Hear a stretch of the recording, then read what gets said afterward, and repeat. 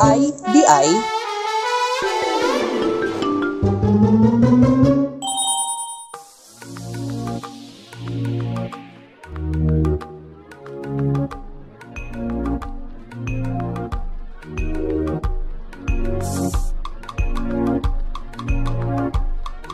Mga kasugbo, kabaw ba mo nga na ay maanindot nga rest house diri sa atong syudad? Asa man kini? Kuyugi ko og atong sutaon karon. Tara!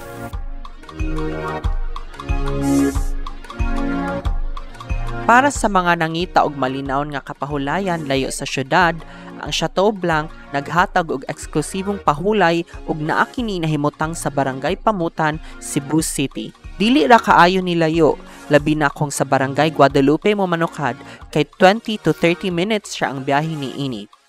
Ang pribadong rest house perfect alang sa team building, family staycation ug barkada getaway. Usa sa mga highlights sa Chateau Blanc mao ang infinity pool diin makapahulay ang mga bisita samtang nagtagamtam sa makapahigang-higang tang-awon sa kabukiran. Ang balay puloy-anan gitukod aron makahatag og kahupayan away from the city. Ang interior sa balay adunay duha ka managlahing setup sa sala.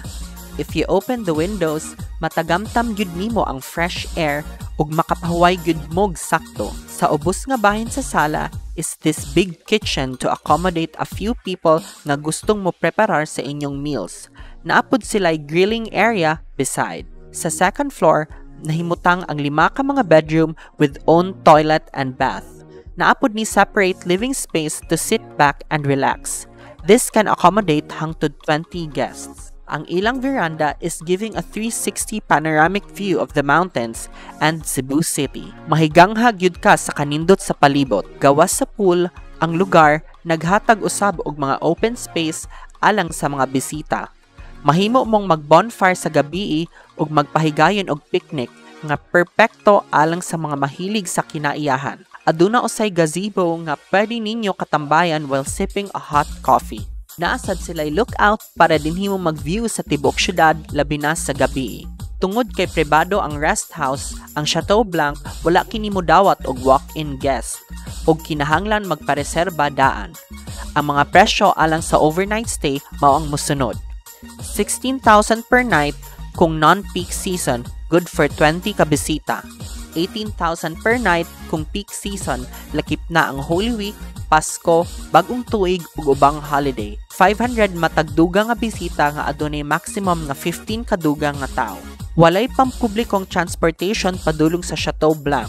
Busa ang mga bisita kinahanglan nga magdala sa ilang kaugalingong sakyanan o mag-arkila og pribadong transportasyon. Mahimong gamiton ang Waze o Google Maps aron dali makita ang lokasyon.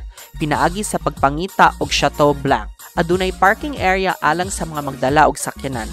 Tungod sa hilom og relax nga palibot, nindot nga talan-awon og modernong pasilidad, ang Chateau Blanc usa ka maayong destinasyon alang sa mga gustong makapahuway, maglingaw ug makapaduol pag-usab sa kinaiyahan, samtang magtagamtam sa kahupayan sa usa ka pribadong puy-anan. So there you have it mga kasugbo mo, kini ang Chateau Blanc na nahimutang diri sa Barangay Pamutan.